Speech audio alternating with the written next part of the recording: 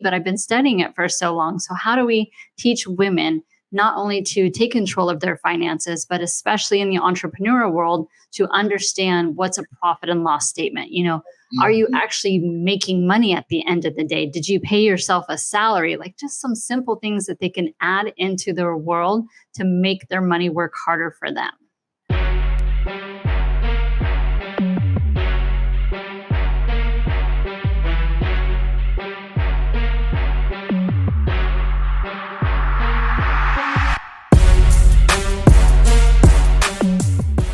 Welcome to another episode of Entrepreneurship Xposed, hosted by your guy Beez, where we talk about everything related to entrepreneurship, but always with a twist of business acquisitions, right? Because that's super important, right? And today, I love this conversation today, right? I love all the conversations that we have on every episode of Entrepreneurship Xposed, but I've built a community around business acquisitions and investing. And in that community, we've created a sub-community that focuses on the women that are in our industry. And it made me realize so much more about the challenges that women may face as entrepreneurs, as investors. And I think that this conversation is timely because we're going to focus a little bit more on that, right? So we have a great guest today, and I'm excited to have a conversation with her about women in entrepreneurship and so much more. Miss Angela herself, Angela Duncan, how are you doing today? I'm doing amazing. Just came off a 3-day conference. I am ready to share some nuggets today. Oh, isn't that awesome when you come back, you're like hyped from a nice business conference and you're just excited. And I hope you were doing a lot of networking and that leads to new partnerships and everything. That's how you 10X, with no pun intended. That's how you 10X your business is through the relationships that you build, wouldn't you say? Yeah, absolutely. This time I focused really on not the number of contacts, but being very specific on who I was looking for so that I can help empower other women in their business too. Awesome. Well, tell the audience a little bit more about you so they know your background and how what you're doing now and how you came to that. Yeah, so I started in childhood. I am a survivor of poverty and childhood abuse. What that means is we moved around a ton. I've lived in parks, cars, mobile homes, motels, other people's garages, all before the age of 15. And when I was 18 and able to sign my own lease, I moved out. I had 3 jobs, put myself through 5 years of college. And that's when I started studying about money. I always thought as a kid, if I had money, then maybe I wouldn't have to live this type of lifestyle. So that started my pursuit and my fascination with money. 25 years later, many businesses, careers. I get to empower other women and teach them about money and finance as well. I love that. Now, I got to ask you, because I'm going to tell you my favorite, but what is your favorite book recommendation that you would give people if they want to learn more about money? Yeah, my most recent is Valentino Wealth Habits. I love her and what she's teaching. And a lot of her book is just simple action items. And I think sometimes we get so confused and overwhelmed with information that we don't take action. So when I see a book about money that gives you breakdowns of what to do in order and really focusing on money mindset too. Awesome. I haven't read that one, so I'm going to add it to my book list. I'll have the team add it for me. So I make sure I check it out and I'll let you know my thoughts after I read it too. But I want to tell you my favorite one, right? I don't know if you read this one before, but for me, it's an old book and it gives the foundation of financial literacy, right? It opened my eyes to everything else that came after. And that book is The Richest Man in Babylon. Have you ever read that one? Yes, I have. Yep. I remember that book too. It was awesome. When you say it's like a real good foundation and it's old, like I think it was in over 100 years or maybe by now, or almost 100 years old. And I was going to say one of the first money books, definitely. Yeah, and still so relevant, right? Even it doesn't matter how times have changed and all types of things, the foundation of financial literacy still remains as the same. And I think one of the key aspects of that is having your money work for you, having your money bringing in money for you, rather than. And that's one of the things that, people don't get when it's like, hey, the poor tend to spend based on consuming things. The middle class tend to focus on money in terms of improving their credit.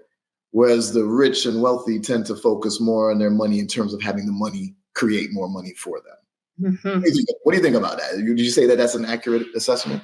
Yeah, I definitely focus a lot on passive income. Time is our most valuable asset. I got to see Tim Grover during this conference, and he was talking about like, put your hand on your heart. And when you're feeling your heartbeat, know that every time it beats, it's one less beat that you have.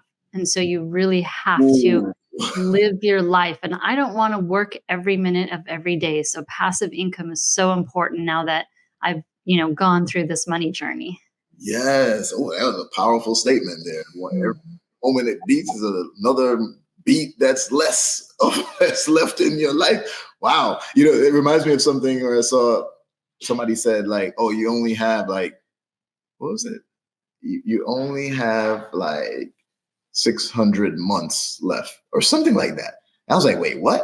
And then you counted it, like how many years, the average life expectancy, and how old I was at the time. And then it was like, yeah, there's only like 600 months. I don't even remember the number right now, but it was something crazy like that. But it just puts it in context and in a different perspective for you, right? So life is short. We got to live it to the most.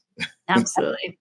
Awesome. Okay, so getting into women in entrepreneurship, right? Why did you choose to focus on specifically empowering, women entrepreneurs and such as it relates to financial literacy?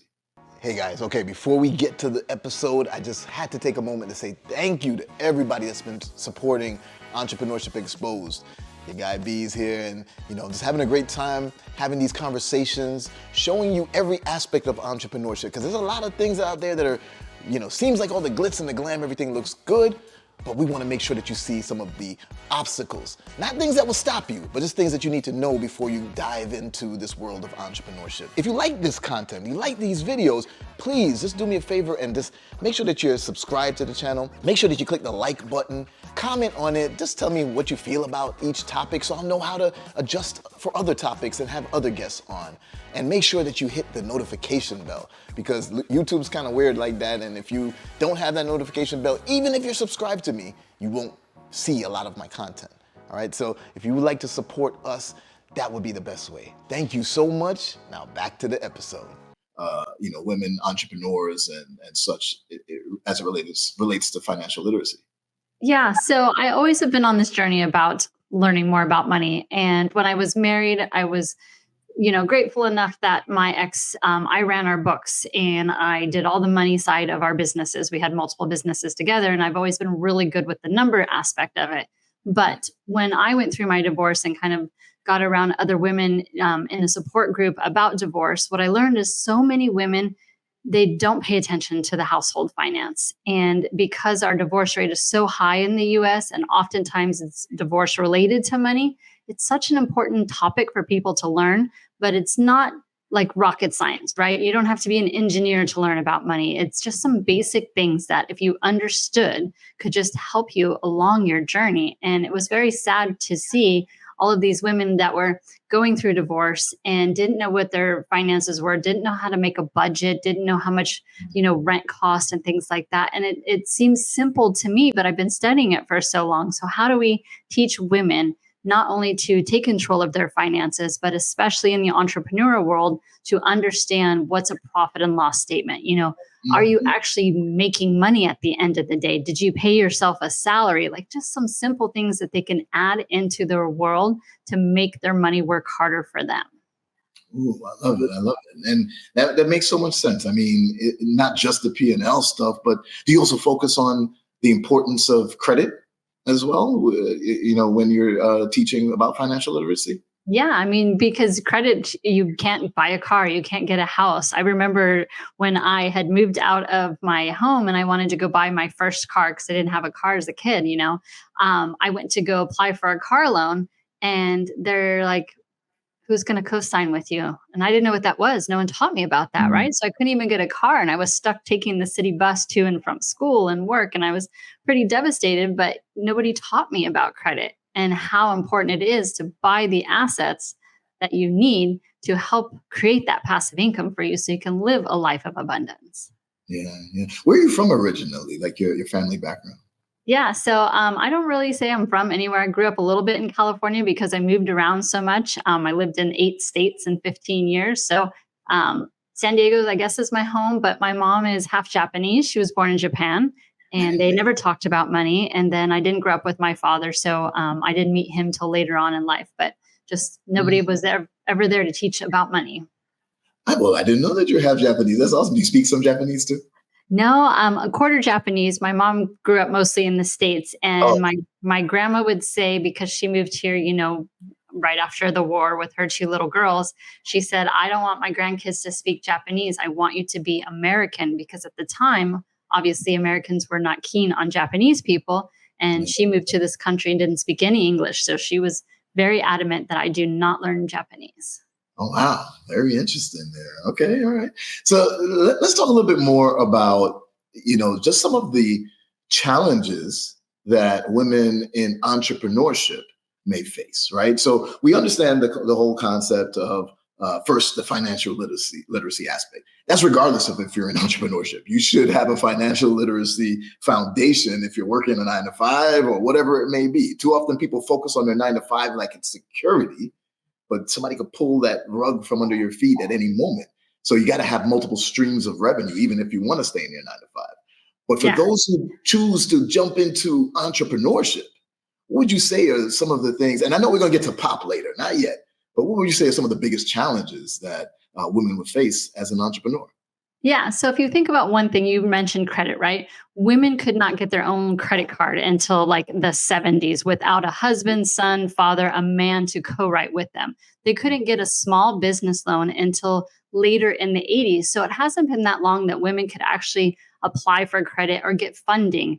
And even in today's world, if you look at venture capitalists or funding for small businesses, very small percentage comes to women and even smaller to the minority women. So the information that's out there for women and that funding piece of the business is still very tough for us. So we're bootstrapped, raising funds within our communities or families, or starting from scratch and just kind of growing it from there. We're a lot more availability of funds and resources to our male counterparts is available.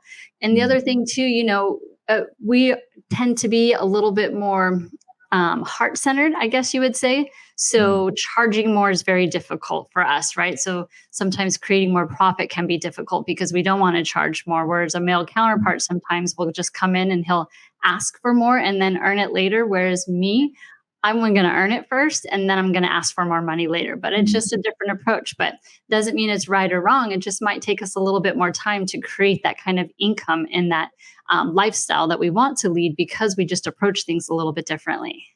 I understand that for sure. So you mentioned about the funding and the ability to get funding and how that's still relatively recent for women. Now, this is a show about entrepreneurship, but we always have that twist of business acquisitions. Wouldn't you say that that's a perfect opportunity for women to look at acquisitions, acquiring a cash flowing business? So you don't have to worry about that bootstrap startup thing, trying to get funding in it, or VC trying to come in and get that funding and having the disparity between women and men.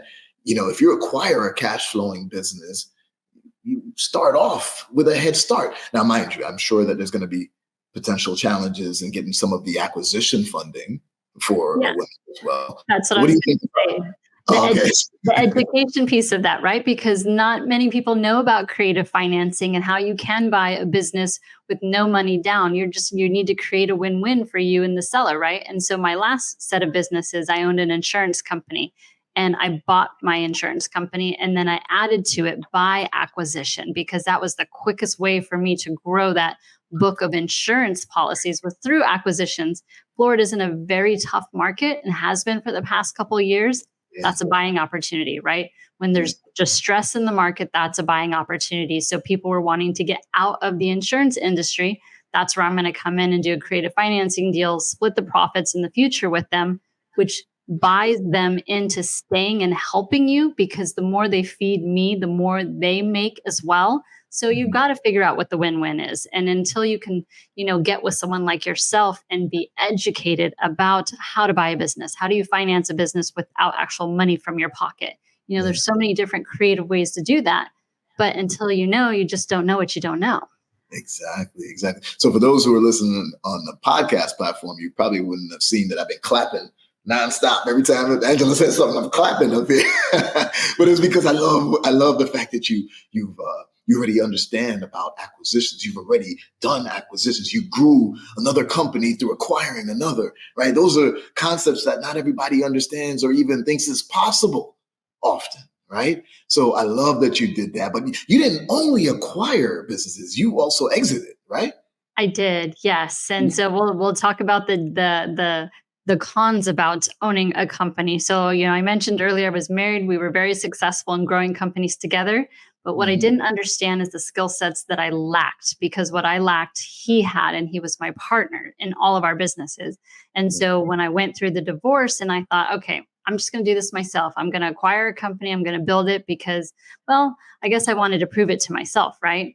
But what I learned is the skills that I was lacking, like the marketing and the sales and some of the leadership roles that he took and I didn't have to. I either needed to grow and become that person, or what I did is I ended up exiting. It was not the right fit for me. I was not the right leader. I did not have the right people on my bus in the right positions. I had hired some friends instead of the right people in the right positions, and it ultimately hurt me in my business. And so when you get to a point where you just don't want to come to the office, because I had to look in the mirror and say, I'm not the leader that they need for this company, which was very tough for me and my ego. I knew I had to exit, but I didn't want to just shut the doors down. So again, I go back to my creative financing days, find a partner who will take it over. I still profit share in that company, even though they're the owner, which again, incentivizes me to keep around, to still talk to some of those clients, to feed them business. So while I'm not the leader of that company anymore, I still have a passive income and a passive role, which allows me to still have money from what I did build for the couple of years that I was in that business. I love that. But, maybe it's a women thing versus men, because you said, no, I don't need to have any ego in this. I'm looking at it objectively and I realize I'm not the best leader for it. So what's the next step? I love that you did that first and foremost. I was going to say there's a third option, because you said one option is the exiting. I forgot what you said the first option was. But the third option I was going to say is that, well, you don't have to be the leader in it, right? Especially when you acquire a cash flowing business, if there's enough revenue in there and you're getting to do all your due diligence up front to see that there's revenue in there, then you can just hire the right people. But you touched on that because you said I didn't have the right people in it. I hired too many of my friends and things like that. So that's a huge learning lesson, teaching moment for everyone in the audience right there. Do not just randomly hire your friends and family. Hire the qualified people that you need for your business to succeed. Would you agree?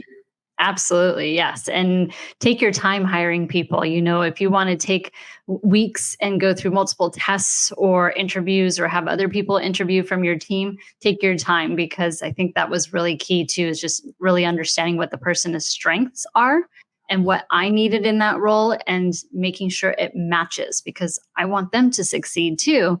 And if they're in the wrong role, then they're not going to succeed. And then it's just a lose-lose for everybody. Here we go. Exactly. And still, before we go into pop, because we're already touching on some of the pros, opportunities, and the problems. But before we go into it, I want to talk about what are you doing now? Like what other, in terms of entrepreneurship, what areas are you focused on in terms of creating new revenue and passive revenue as well? Yeah. So when I sold that company last year, it's only been about 13 months. I thought I was done. I said, I don't want to do this anymore. I don't want to be an entrepreneur. It really was a hit to my ego to not be able to be the leader that I wanted to be. And so when I exited that, I took a few months off.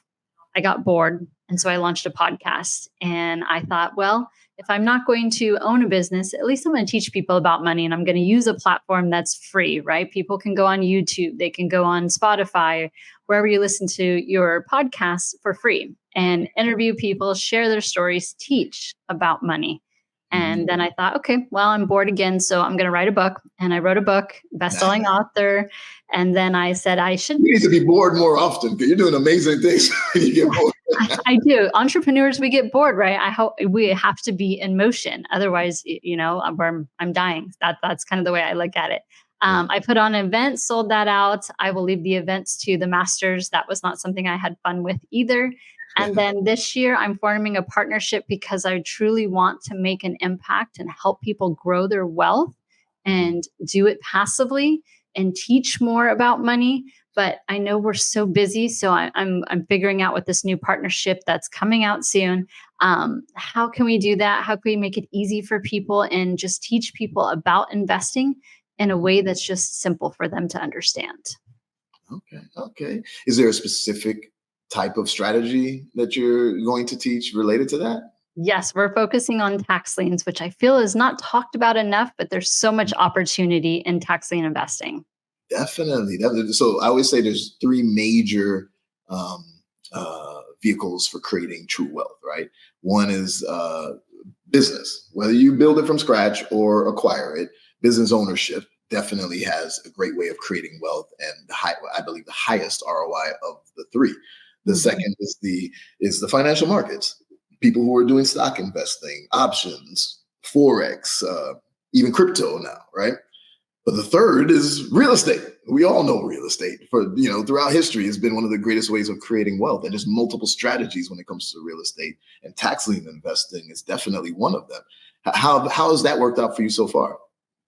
Really good. Double-digit returns. You just need to understand which states do either a tax lien, which is a lien on your property, or you're just going to take over the deed of the property. So understanding each state is different. Each state has their own interests that they pay investors and their own time periods. So you really need to study. And I recommend to start in your own backyard. If you're listening to this and you're not in Florida, it's very different than Florida. Florida pays up to 18% interest.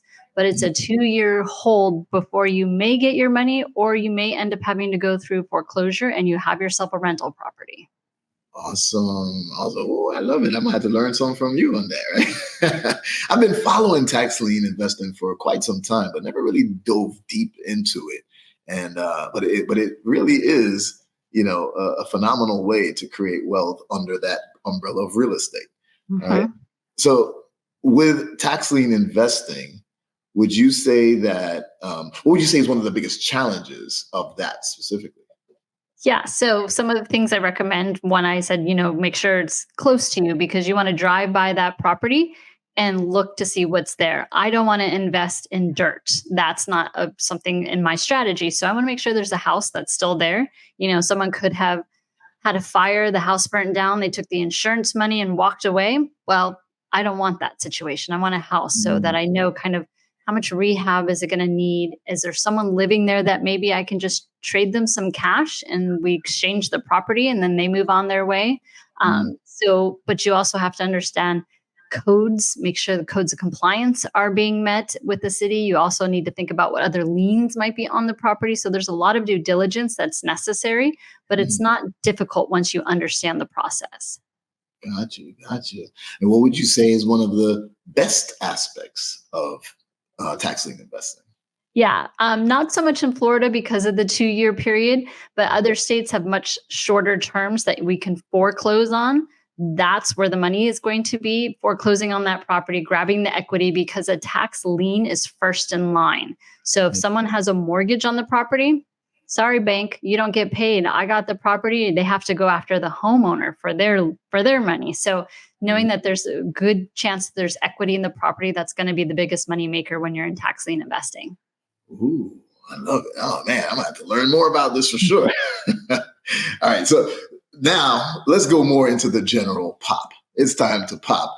Overall, women in entrepreneurship exposed, right? So we want to talk about some of the major pros or benefits or things that women are going to go through. And like, for example, I may think off the top of my head, if you could get the women certified businesses, that could, there's a lot of opportunity there, but you feel free to explain your pro opportunities, things that are existing or coming up, why you should really consider being an entrepreneur now, especially if you're a woman.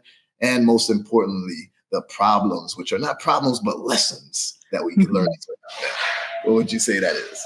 All right. So pros, men or women, the tax law is written for us. as business owners. There's so many tax laws that we can take advantage of that as a W-2 employee that you can't, right? So there's the potential to have much more keeping of your income as a entrepreneur. I also think that the women entrepreneur community is very strong. Like, we are together. We want to help each other, and we will bend over backwards to help each other's businesses grow, make connections. We're heart-centered. So whatever I can do to help other people and other women, I do believe that there's a very strong women community that exists. You talked about the certifications there are for women-owned businesses, for minority-owned businesses. And a lot of people don't know, but that counties and cities have rules in place where they have to allocate so many funds to those certified companies. So you could be going against a major company that doesn't have a certification, but as a women-owned business, they might have to give funding to a professional like me that's qualified, of course, but the funds are already there and allocated. I just have to raise my hand to go get it. So it's like just taking that action and putting in that work. So those are some great pros. Do you want to roll right into the opportunities? Yeah, I love one of the ones in particular that you said is the community out there. That's 100% for sure.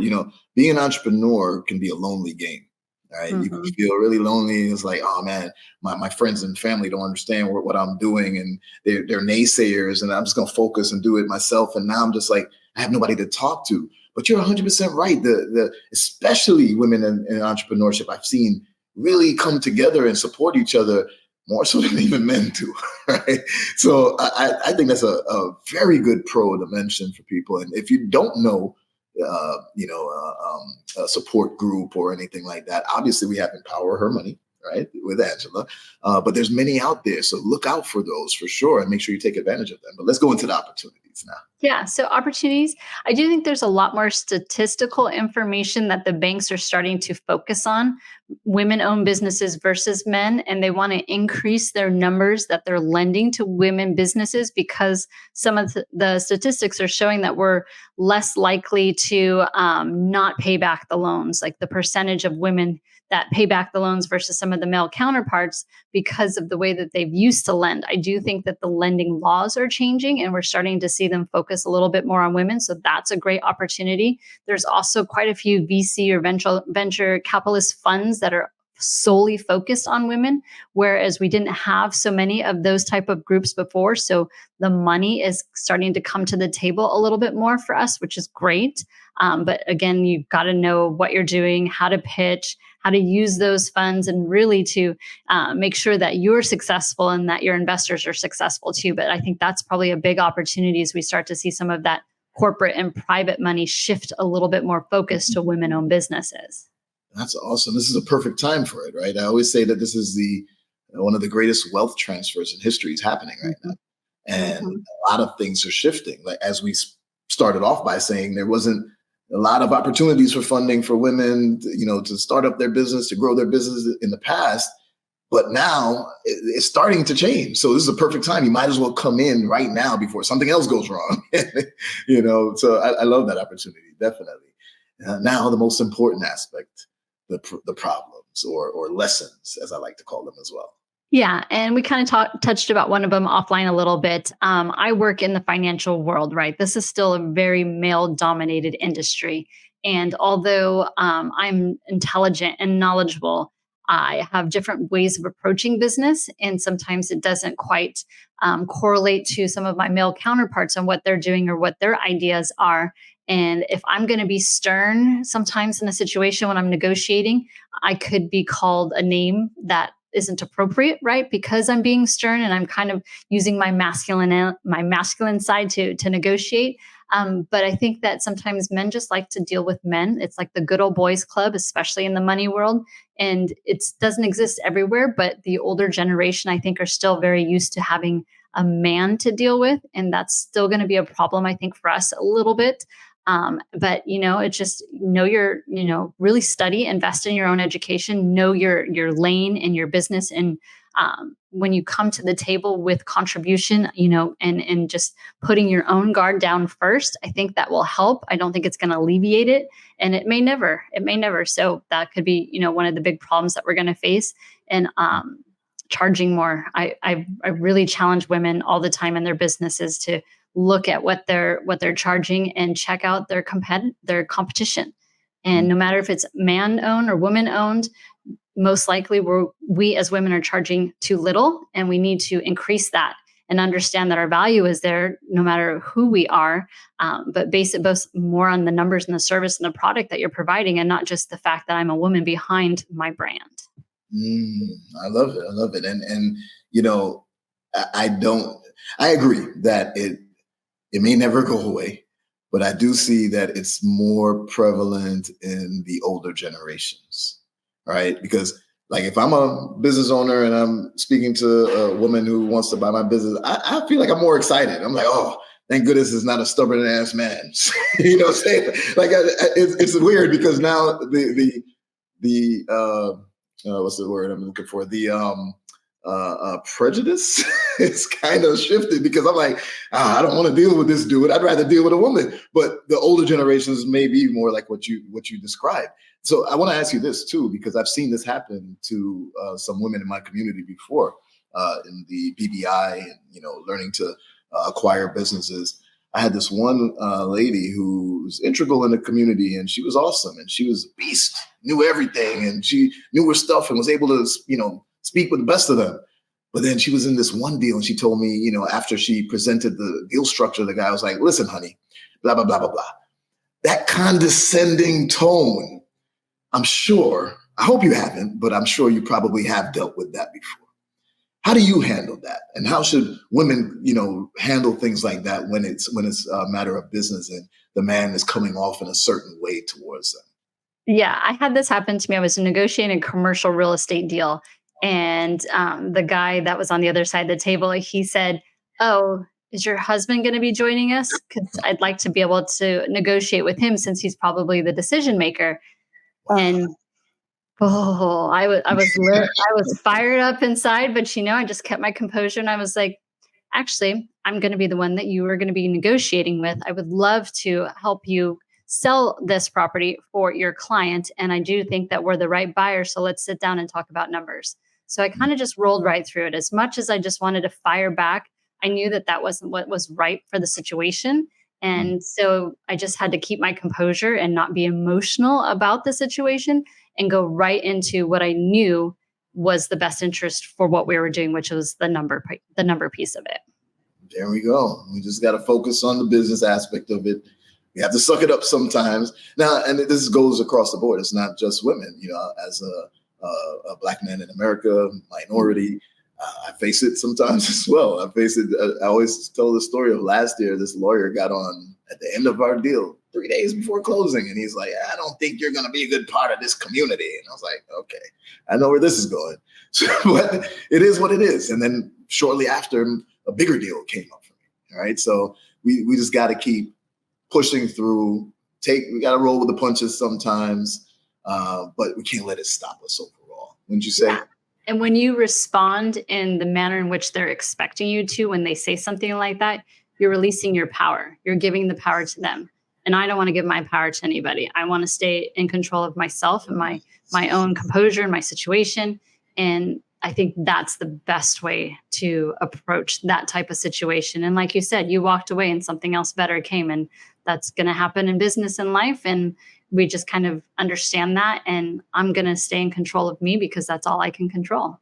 There we go. I love it. And, you use the word releasing the power. I always say it the same way, but I say it with leverage. It's like, I have all the leverage in the deal if I can control my temper. I have all the leverage in the deal if I'm willing to walk away from it. I have all the leverage in the deal if I know my numbers and know my information well enough.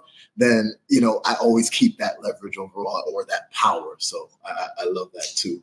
What would you like to give as a final, word of advice to women starting in entrepreneurship, or the ones who are stuck and at a plateau and trying to get to that next level?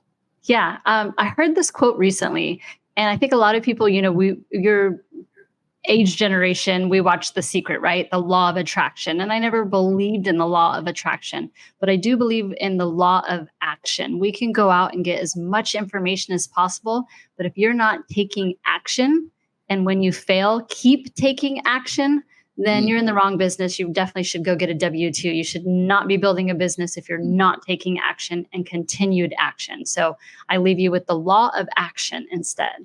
Ooh, that's not just for the women. That's for everybody listening. The law of action. As an entrepreneur, we have to take action. Angela just said that she came from a business conference, a 3-day business conference just recently. She got into the room. Too often people say, hey, you got to get in the room. You got to get in the room. But what are you going to do when you're in the room? You just sitting there not doing anything, not taking action, right? So you got to go out there. You got to network. And then what happens after you leave it? Do you network, you get numbers, and then you don't follow up with anybody? Take action. You join the mentorship and you're learning how to do a new strategy, tax liens or business acquisitions, and then you do nothing with it? Take action. That is the most important advice that I've heard anyone say all year. And it goes to everybody, the men, the women, the children, everybody. Take action. Awesome advice, Angela. I love it. Thank you so much for, this amazing conversation and just putting everything together for us. And I think this is really helpful for especially our female listeners, but for everyone. How would you say, what's the best way for anyone to get in touch with you? If they want to reach out to you, want to work with you, how should they contact you? Yeah, so Instagram is Empower Her Money. It's also my website. Both ways you can contact me, and I do personally respond to my messages. So if you've got money questions, I'll shoot you a video and I'll answer your questions. So I love that you personally respond. I still have trouble with that. I respond as much as I can, but I have my assistant to help with some of the things too, because the questions be insane sometimes. But Empower Her Money on Instagram, and that's the best way to get in touch overall. Yes, or the website, empowerhermoney.com. And the website, perfect. We'll make sure we put it in the description and the information below as well. But thank you again, Angela, for joining us on Entrepreneurship Xposed, where you helped us to expose what it really is like for women in entrepreneurship, as well as we got into some tax lien strategies, which I love, and the overall financial literacy and foundation that we need as a man, a woman, or whatever it may be in order to be successful in business. So listen, everybody, y'all already know what to do. Like, subscribe. If you're listening on a podcast platform, make sure you share it with others. If you're watching this on YouTube, make sure you also turn on that notification bell so that you don't miss conversations like this. And feel free to reach out to Angela and connect with her so that you can take your wealth creation strategies to the next level as well. Angela, thank you again. It's been a pleasure, and I look forward to working with you some more. Thank you.